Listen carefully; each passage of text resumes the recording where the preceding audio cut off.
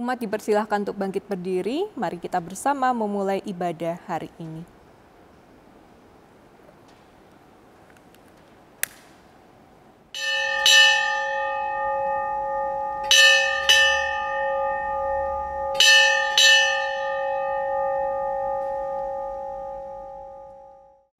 Sering sekali kita mendengar hukum kasih dan mudah juga kita mengucapkan, "Aku mengasihi saudaraku dan sesamaku." Namun, apakah kita sudah mampu menyatakan kasih itu kepada sesama kita sebagai wujud nyata kasih itu kepada Tuhan? Marilah kita mengasihi bukan dengan perkataan dan dengan lidah, tetapi dengan perbuatan dan kebenaran. Bersama kita menyanyikan nyanyian umat dari pelengkap Kidung Jemaat 16 bait yang pertama, "Mari kawan-kawan nyanyi gembira."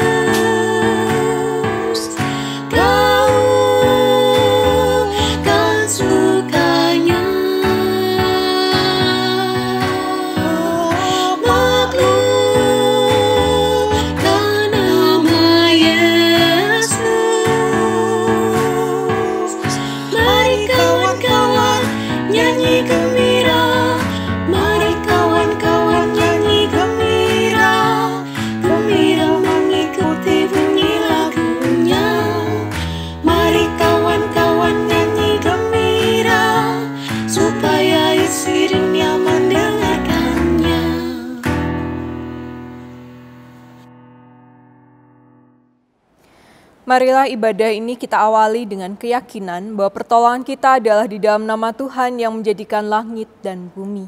Kasih karunia, rahmat, dan damai sejahtera dari Allah Bapa dan Yesus Kristus Tuhan kita kiranya menyertai saudara.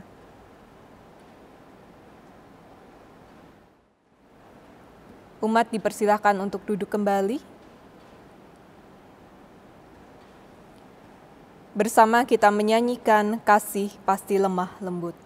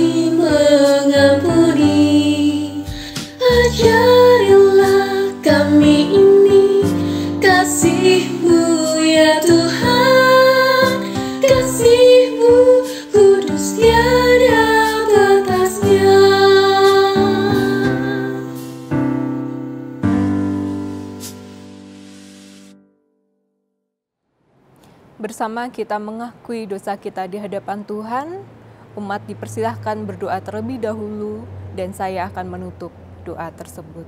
Mari kita bersatu dalam doa.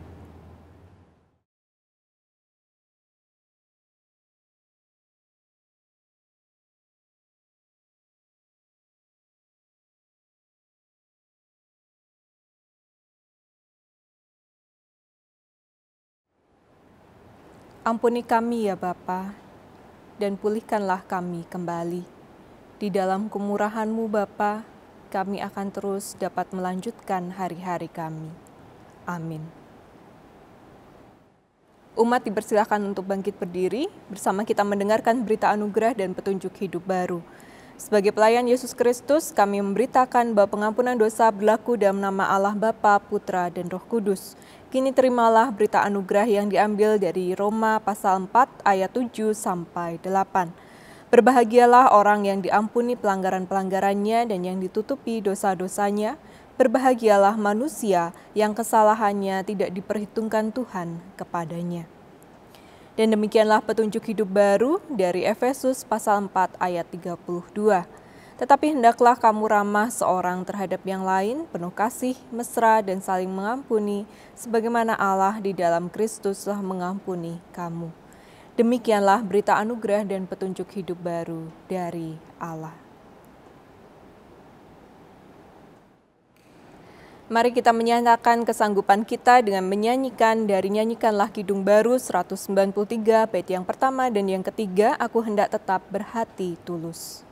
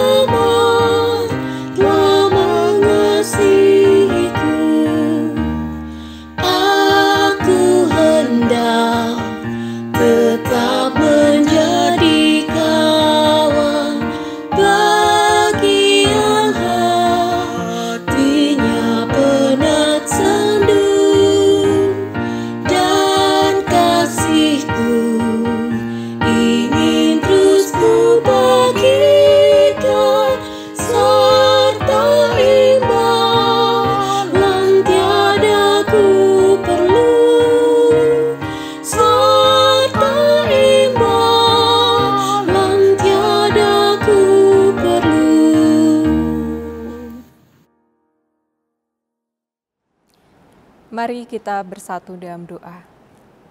Ya Bapa yang Maha Baik, kami ucap syukur untuk kasih-Mu dalam kehidupan kami.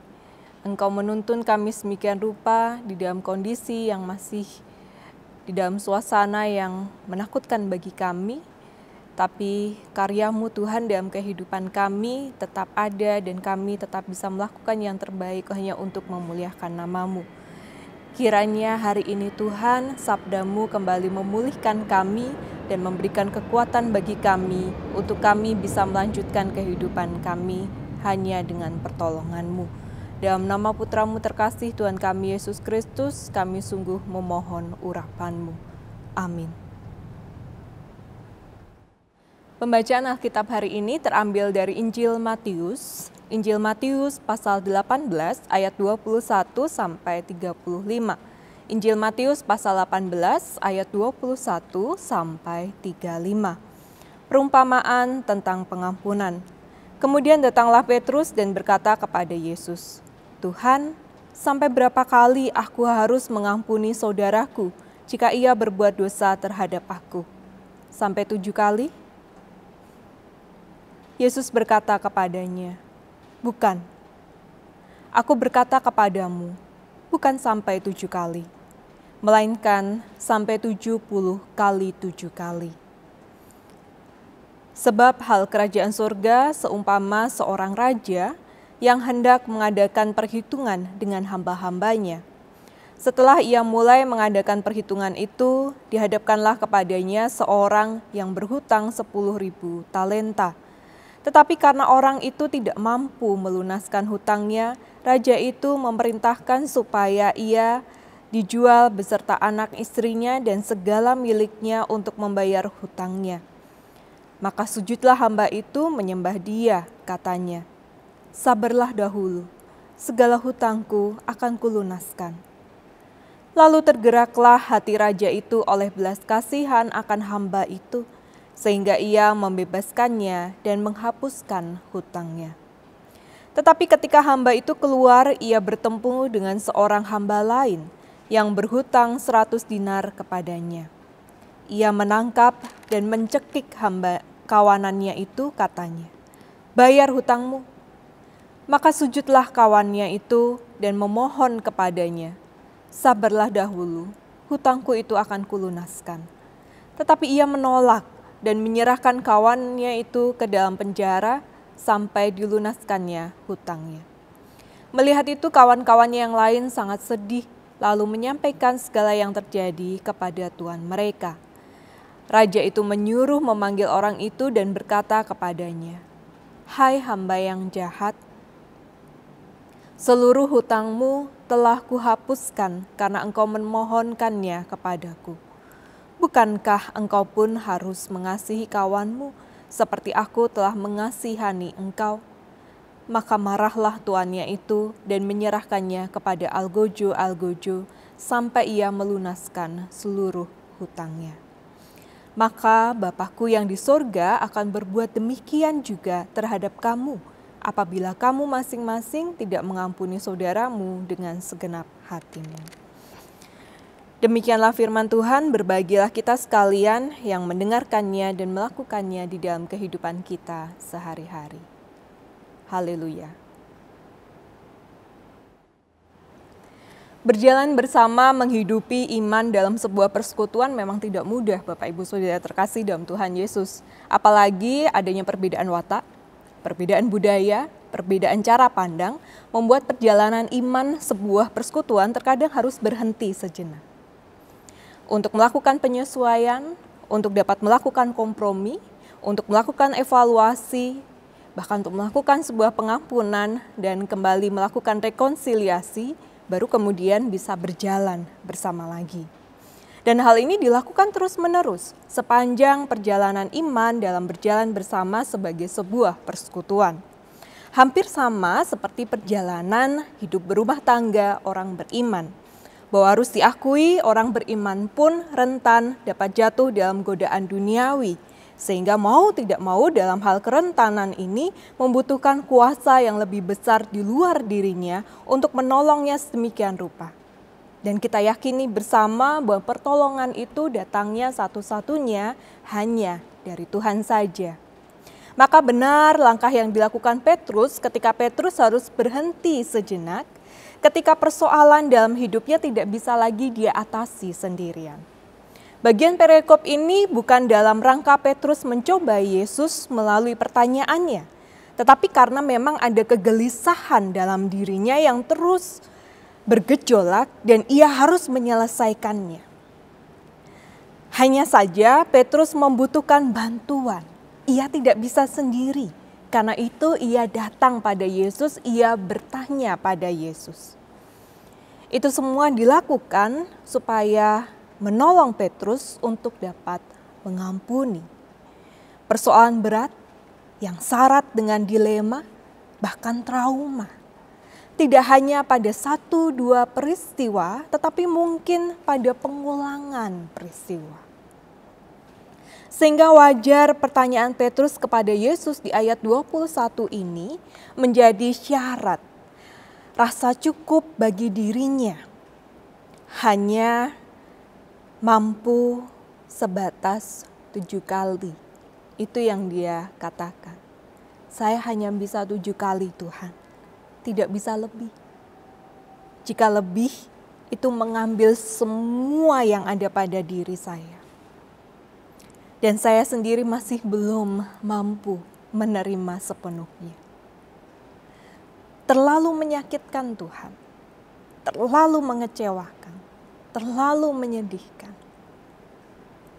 Jadi Tuhan, 7 kali itu sudah cukup untuk saya.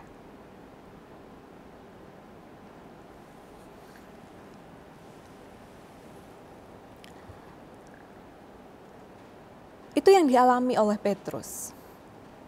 Gejolak batinnya bisa kita rasakan, karena kita pun juga pernah mengalaminya. Tetapi menarik, di dalam perjanjian lama, pada saat orang melakukan dosa kepada orang lain, maka Tuhan akan membalaskannya minimal 7 kali kepada orang tersebut. Sebenarnya ini suatu hal yang berkebalikan. Kalau kita mengingat kisah Kain membunuh Habel, pada waktu itu Tuhan membalaskan kesakitan Habel sebanyak 7 kali peristiwa di dalam kehidupan Kain. Jadi dalam hal ini bisa jadi Petrus pun merujuk pada peristiwa pembalasan dosa ini. Hanya bukan lagi pembalasan tetapi sebuah pengampunan dengan batasan pengampunan dengan persyaratan. Bukankah ini sebuah atau suatu hal yang manusiawi? Dalam kemampuannya itulah batasan dirinya. Masing-masing kita pun tentu pernah mengalaminya. Menariknya, Yesus menegaskan pada Petrus dengan kata ingkaran, bukan.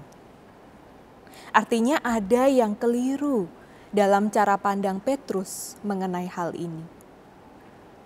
Yesus mengatakan 70 kali 7 kali, berlipat kali lebih daripada kemampuan Petrus ataupun manusiawinya. Mengapa demikian? Bukan karena Yesus tidak memahami batas kemampuan manusiawi umatnya. Yesus sangat memahami itu. Akan tetapi Yesus tidak mau ada akar yang tertinggal di dalam diri umatnya yang membuat umatnya betul-betul berhenti untuk melanjutkan perjalanan imannya. Yang membuat umatnya semakin terpuruk dalam dirinya karena tidak mau mencabut dan hanya memotong.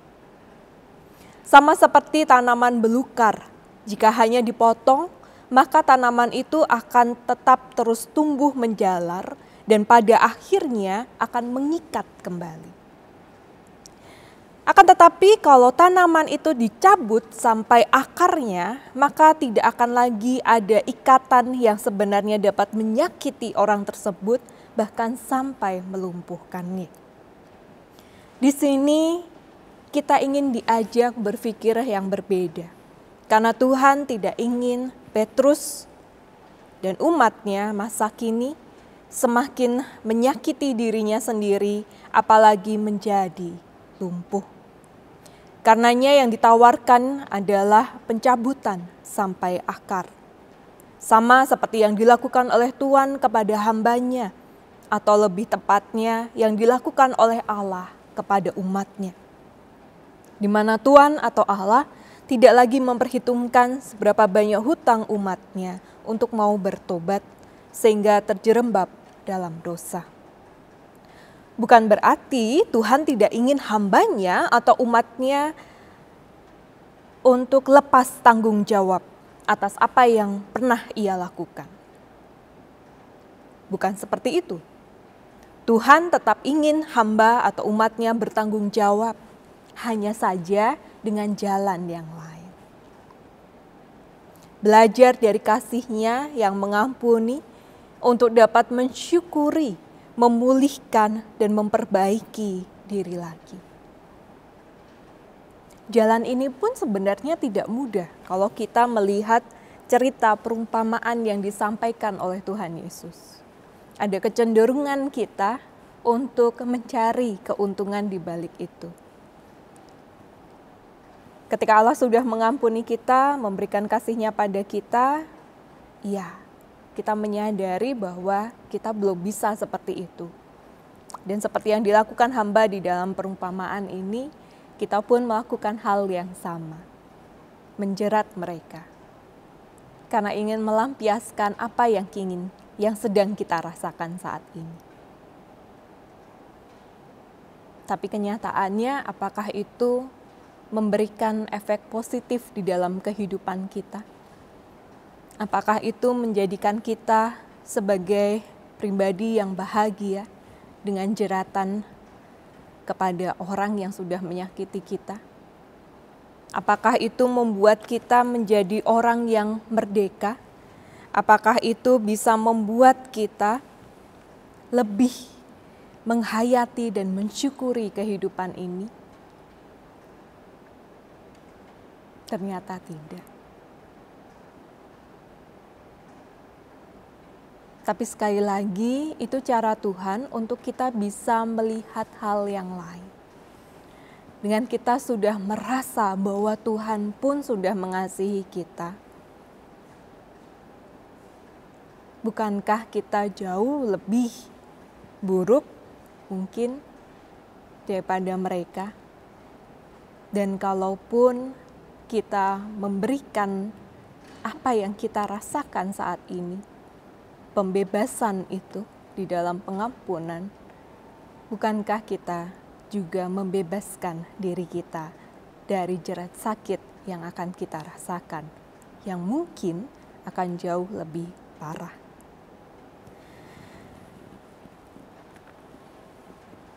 Di sini Tuhan mengajak kita untuk merefleksikan kembali kehidupan kita. Karena Tuhan sangat mengasihi kita. Tuhan sangat mencintai kita. Dan Tuhan ingin kita belajar untuk tetap mensyukuri, memulihkan diri, dan memperbaiki diri kembali. Kalaupun mereka masih melakukan hal yang berulang kepada kita, mari kita kembalikan itu semua menjadi pertanggungjawaban pribadinya langsung kepada Tuhan. Dan bukan lagi menjadi urusan kita. Karena urusan kita sudah selesai. Melalui kisah ini, Tuhan ingin menyelamatkan kita. Bersama kita diajak untuk bagaimana kita menghayati hidup bersama dengan saling mengampuni, dengan cara kita bisa terus mencari Tuhan untuk dapat mencabut akar pahit kita dan pada akhirnya dapat membebaskan diri kita dari segala hal yang menyakitkan kita, sehingga keselamatan itu kembali dapat kita rasakan. Kita mulai dari sekarang, kita mulai dari hari ini, kita mulai untuk mengusahakan yang terbaik. Percayalah, Tuhan pasti menolong kita semua. Amin. Halo adik-adik, masih semangat kan ya? Tetap sehat tentunya di rumah saat ini.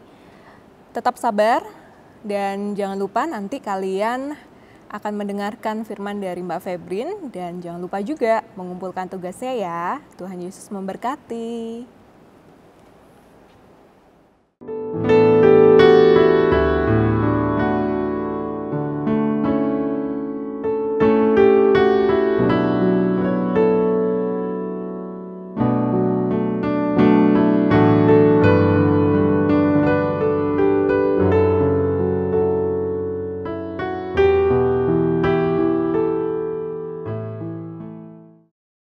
Jemaat dipersilahkan bangkit berdiri. Bersama umat Tuhan di segala abad dan tempat, mari kita memperbaharui iman percaya kita dengan mengucapkan pengakuan iman rasuli. Aku percaya kepada Allah Bapa yang Maha Kuasa, Khalik langit dan bumi, dan kepada Yesus Kristus anaknya yang tunggal Tuhan kita, yang dikandung daripada Roh Kudus, lahir dari anak darah Maria, yang menderita di bawah pemerintahan Pontius Pilatus, disalibkan, mati dan dikuburkan, turun ke dalam kerajaan maut. Pada hari yang ketiga, bangkit pula dari antara orang mati, naik ke surga, duduk di sebelah kanan Allah Bapa yang Maha Kuasa, dan akan datang dari sana untuk menghakimi orang yang hidup dan yang mati. Aku percaya kepada Roh Kudus, gereja yang kudus dan am, persekutuan orang kudus, pengampunan dosa, kebangkitan daging, dan hidup yang kekal. Jemaat dipersilahkan duduk kembali. Mari Bapak Ibu Saudara yang terkasih dalam Tuhan Yesus Kristus, kita menyatukan hati dalam doa syafaat dan nanti kita bersama menutupnya di dalam doa Bapa kami. Mari kita bersatu dalam doa. Kami mengucap syukur untuk kasih-Mu dalam kehidupan kami. Kami percaya bahwa Engkau terus ada bersama dengan kami pada saat ini dan dalam situasi yang tidak dapat kami prediksikan kapan akan berakhirnya pandemi COVID-19 ini. Kami percaya Engkau terus memelihara kehidupan kami semua, meskipun kami menghadapi berbagai macam kendala karena banyak kegiatan yang harus kami batasi. Dalam keyakinan kami kepadamu ya Bapa, yang telah menolong kami untuk senantiasa mengarahkan pikiran dan hati kami hanya tertuju pada belas kasih-Mu. Kasih yang senantiasa hadir untuk dapat memulihkan kami semua dan memberikan energi baru setiap harinya, sehingga kami dapat bertahan dan terus berkarya dalam kehidupan kami. Kasih yang menjaga pikiran dan hati kami di masa-masa sulit saat ini, supaya kami tidak mudah jatuh dalam godaan duniawi yang dapat membuat kami kembali melukai hati-Mu dan menyia-nyiakan pengampunan yang telah Engkau berikan kepada kami. Ya Bapa yang Maha Baik, pada saat ini kami sungguh memohon kepadamu, bagi saudara-saudari kami yang masih terus berupaya dapat pulih kembali dari sakit penyakitnya. Kiranya lawatan-Mu dalam kehidupan mereka memberikan kekuatan serta sukacita tersendiri dalam kondisi mereka saat ini. Meskipun dalam kelemahan tubuh, mereka dapat mengikuti segala proses medis yang telah direkomendasikan kepada mereka masing-masing saudara-saudara kami ini. Kami juga mohon kepadamu ya Bapa, cukupkanlah segala kebutuhan mereka untuk mereka dapat menuntaskan segala proses medis yang harus mereka lalui. Kami percayakan Engkau untuk terus hadir di dalam kehidupan mereka, memulihkan mereka, baik memulihkan secara fisik maupun memulihkan kembali psikis mereka. Ya Bapa, kami juga mohon padamu, kiranya roh-Mu juga melingkupi kehidupan saudara-saudari kami dalam segala pergumulan hidup mereka. Mereka yang masih berduka karena kehilangan anggota keluarganya. Engkau hibur, Engkau kuatkan mereka untuk dapat merelakannya. Mereka yang masih merindukan buah hati dalam kehidupan keluarga kecil, Engkau hadir di sana dan menghadirkan malaikat kecil bagi kehidupan keluarga mereka. Mereka yang merindukan pasangan hidup, Engkau pertemukan mereka, dan pada waktunya Engkau sendiri yang akan menyatukan dan memberkati mereka. Mereka yang berupaya mendapatkan pekerjaan, Engkau membukakan pintu peluang untuk mereka dapat berkarya. Begitu juga dengan mereka yang sedang membangun usahanya. Engkau sendiri juga turun tangan di dalamnya, sehingga usaha mereka dapat menjadi lancar dan pada akhirnya mereka dapat menjadi saluran berkat bagi setiap orang yang membutuhkan. Dan bagi anak-anak kami, baik yang sedang masa pertumbuhan serta mencari jati diri, maupun yang saat ini sedang berjibaku dengan sekolah ataupun bangku kuliah, kiranya Engkau senantiasa menjaga dan melindungi mereka, supaya mereka terus berada dalam jangkauan tangan kasih-Mu. Pimpin terus para pemimpin kami, supaya mereka tetap lurus pikiran dan hati nuraninya dalam mengambil segala keputusan bagi kehidupan kami sebagai sebuah bangsa yang besar, serta berkati dan lindungi tim medis kami yang masih berada di garda depan.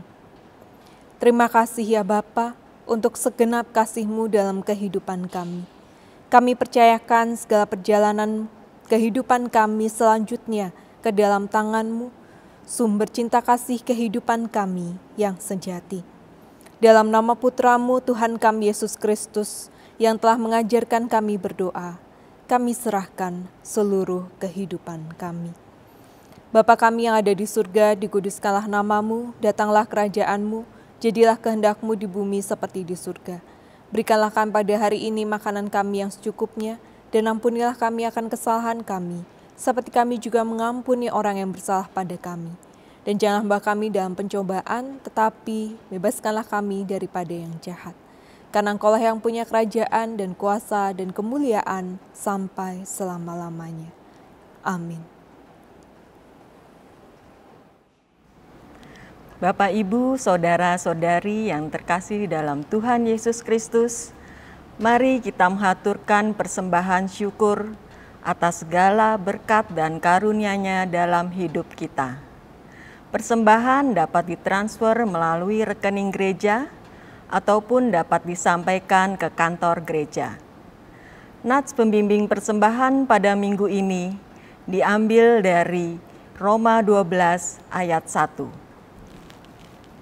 Karena itu, saudara-saudara, demi kemurahan Allah, aku menasihatkan kamu supaya kamu mempersembahkan tubuhmu sebagai persembahan yang hidup, yang kudus, dan yang berkenan kepada Allah.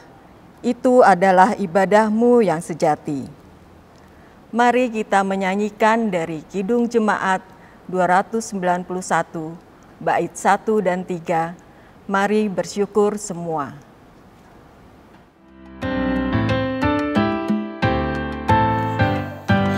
Mari bersyukur semua atas kebajikan Tuhan, kasih perjanjiannya sungguh nyata selamanya.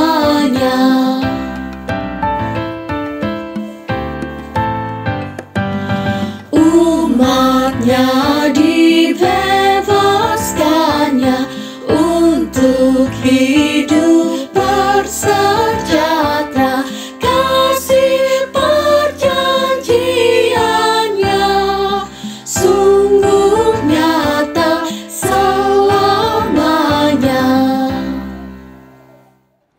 Mari kita bawa persembahan ini ke dalam doa. Ya Tuhan, pemberi segala karunia yang baik, kami mengucap syukur untuk semua berkat yang mengalir setiap hari di dalam kehidupan kami. Oleh berkat-berkat-Mu itu, kami tidak berkekurangan tetapi berkecukupan. Terima kasih untuk kebaikan-Mu ya Tuhan.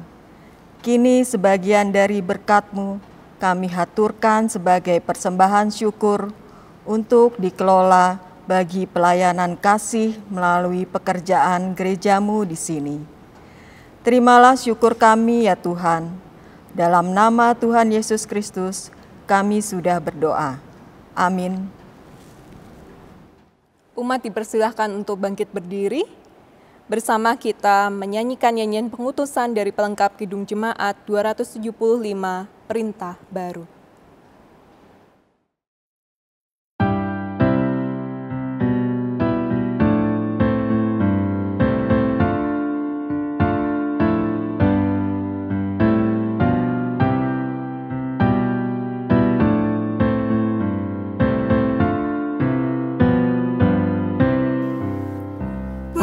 Perintah baru ku beri padamu, agar di antara kamu saling mengasihi, sama seperti aku mengasihimu, sehingga orang akan tahu engkau muridku, jikalau saling mengasihi, sehingga orang akan tahu engkau muridku, jikalau saling mengasihi.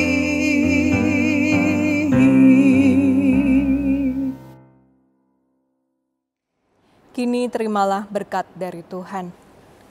Tuhan memberkati saudara dan melindungi saudara.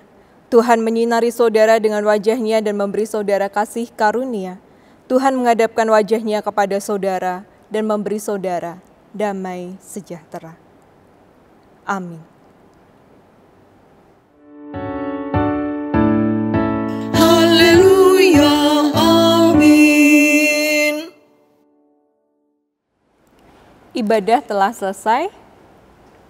Mari kita merayakan kasih karunia Tuhan di dalam kehidupan kita.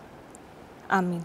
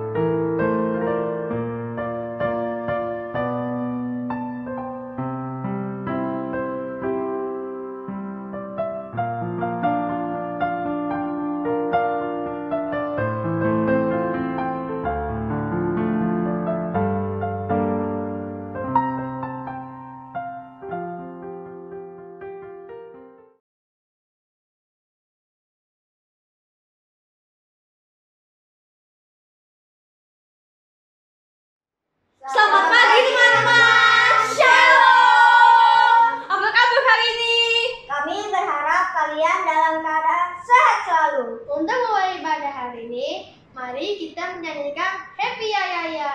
Yuk nyanyi.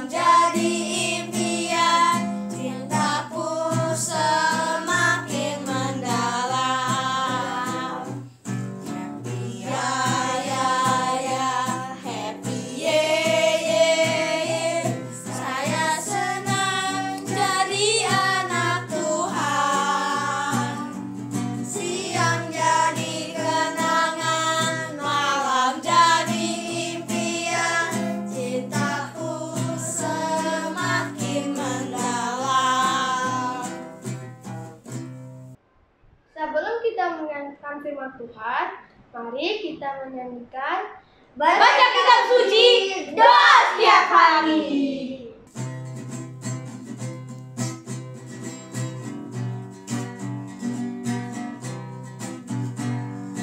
Baca kitab suci, doa setiap hari, doa tiap hari, doa tiap hari.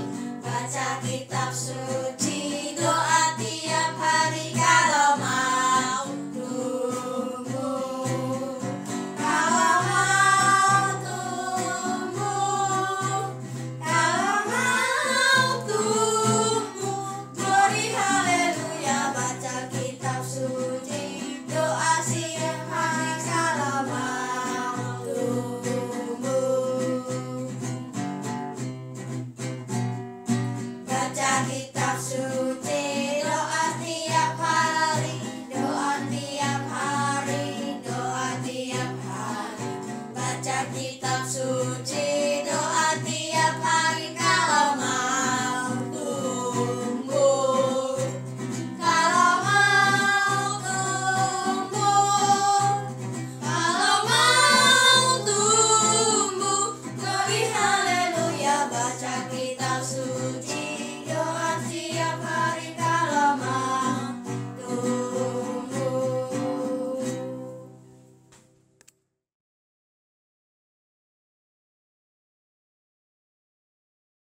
Di Tuhan Yesus, sebelum kita mendengarkan firman Tuhan pada hari ini, kita satu di dalam doa. Tuhan Yesus, kami akan mendengarkan firman Tuhan. Mari Tuhan mengurapi kami, hadir bersama-sama kami, agar kami dapat memahami firman-Mu. Di dalam nama Tuhan Yesus, kami berdoa dan memohon. Haleluya, amin. Adik-adik yang dikasihi Tuhan Yesus, Shalom. Kakak berharap kalian semua dalam keadaan yang baik. Mari kita buka Alkitab kita. Kita akan membaca dari Keluaran 14 ayatnya yang ke-19 sampai 31. Kita buka Alkitab kita dari Keluaran 14 ayatnya yang ke-19 sampai dengan 31. Maka bacakan untuk kalian ya. Kemudian bergeraklah malaikat Allah yang tadinya berjalan di depan tentara Israel, lalu berjalan di belakang mereka, dan tiang awan itu bergerak dari depan mereka, lalu berdiri di belakang mereka. Demikianlah tiang itu berdiri di antara tentara orang Mesir dan tentara orang Israel, dan oleh karena awan itu menimbulkan kegelapan, maka malam itu lewat, sehingga yang satu tidak dapat mendekati yang lain semalam-malaman itu. Lalu Musa mengulurkan tangannya ke atas laut, dan semalam-malaman itu Tuhan menguakkan air laut dengan perantaraan angin timur yang keras, membuat laut itu menjadi tanah kering. Maka terbelahlah air itu. Demikianlah orang Israel berjalan dari tengah-tengah laut di tempat kering, sedang di kiri dan kanan mereka air itu sebagai tembok bagi mereka. Orang Mesir mengejar dan menyusul mereka. Segala kuda Firaun, keretanya, dan orangnya yang berkuda sampai ke tengah-tengah laut. Dan pada waktu jaga pagi, Tuhan yang di dalam tiang api dan awan itu memandang kepada tentara orang Mesir. Lalu dikacaukannya tentara orang Mesir itu. Ia membuat roda keretanya berjalan miring dan maju dengan berat, sehingga orang Mesir berkata, "Marilah kita lari meninggalkan orang Israel, sebab Tuhanlah yang berperang untuk mereka melawan Mesir." Berfirmanlah Tuhan kepada Musa, "Ulurkanlah tanganmu ke atas laut, supaya air berbalik meliputi orang Mesir, meliputi kereta mereka dan orang mereka yang berkuda." Musa mengulurkan tangannya ke atas laut, maka menjelang pagi berbaliklah air laut ke tempatnya. Sedang orang Mesir lari menuju air itu, demikianlah Tuhan mencampakkan orang Mesir ke tengah-tengah laut. Berbaliklah segala air itu, lalu menutupi kereta dan orang berkuda dari seluruh pasukan Firaun yang telah menyusul orang Israel itu ke laut. Seorang pun tidak ada yang tinggal dari mereka. Tapi orang Israel berjalan di tempat kering dari tengah-tengah laut, sedang di kiri dan di kanan mereka air itu sebagai tembok bagi mereka. Demikianlah pada hari itu Tuhan menyelamatkan orang Israel dari tangan orang Mesir. Dan orang Israel melihat orang Mesir mati terhantar di pantai laut. Ketika dilihat oleh orang Israel betapa besarnya perbuatan yang dilakukan Tuhan terhadap orang Mesir, maka takutlah bangsa itu kepada Tuhan, dan mereka percaya kepada Tuhan dan kepada Musa hambanya itu.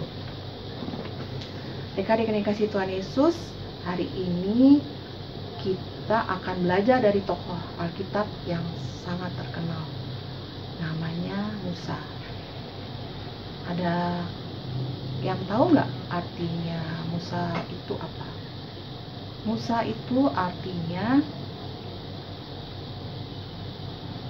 diangkat atau ditarik dari air. Nah, Nabi Musa ini dipilih oleh Tuhan untuk memimpin bangsa Israel keluar dari tanah Mesir menuju tanah Kanaan. Apa ya tanah Kanaan itu? Tanah Kanaan adalah tanah yang dijanjikan oleh Allah untuk ditempati oleh bangsa Israel. Tanah Kanaan ini disebut sebagai tanah yang melimpah dengan air susu dan madunya. Adik-adik tahu apa artinya? Artinya tanah yang sangat subur sekali, sehingga apapun yang ditanam di sana pasti tumbuh dan menghasilkan buah-buah yang baik. Ketika Firaun, Raja Mesir, tahu bahwa Musa telah membawa bangsa Israel keluar dari Mesir, Firaun menjadi marah sekali.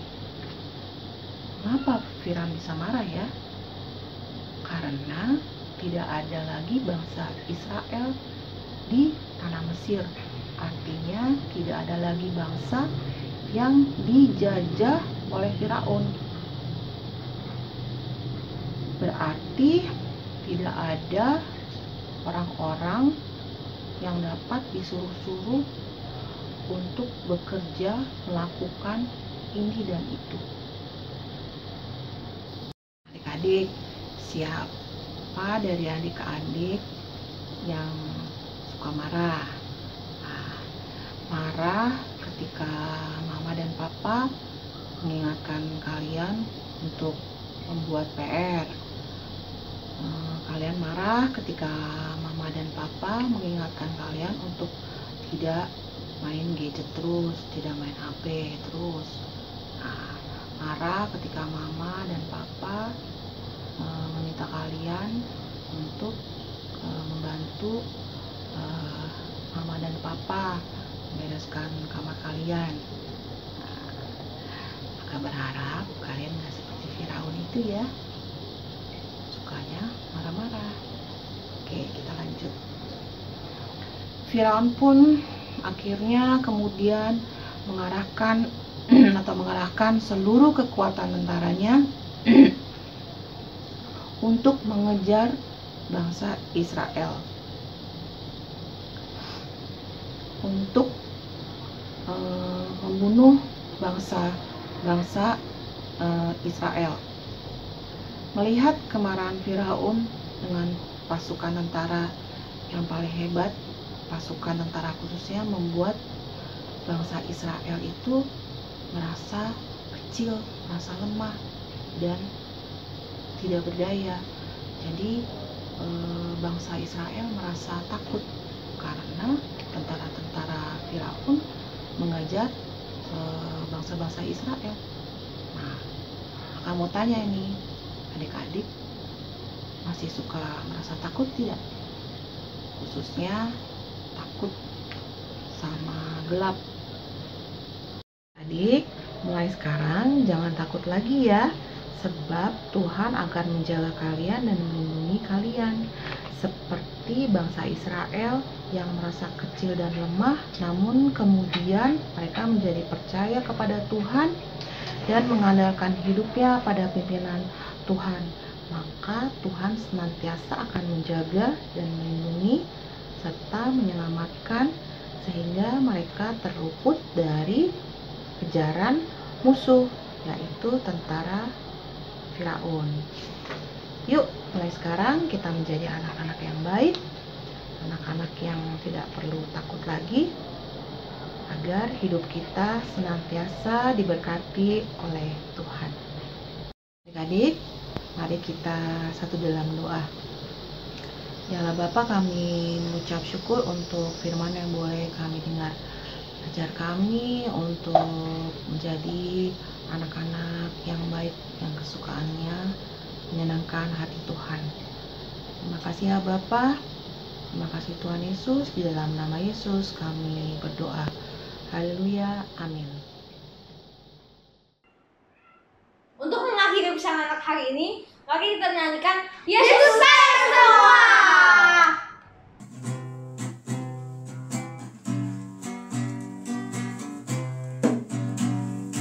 Yesus sayang semua, semua, semua.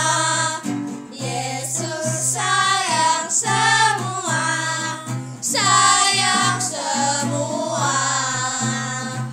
Sayang mama, sayang papa, sayang kakak, sayang adik, sayang kamu, dan sayang semua. Yesus sayang semua, semua, semua. Yesus sayang semua, sayang semua. Sayang mama, sayang papa, sayang kakak, sayang adik, sayang kamu, dan sayang semua. Sampai jumpa lagi teman-teman. Tuhan Yesus memberkati. Yesus sayang semua, semua, semua. Yesus sayang semua.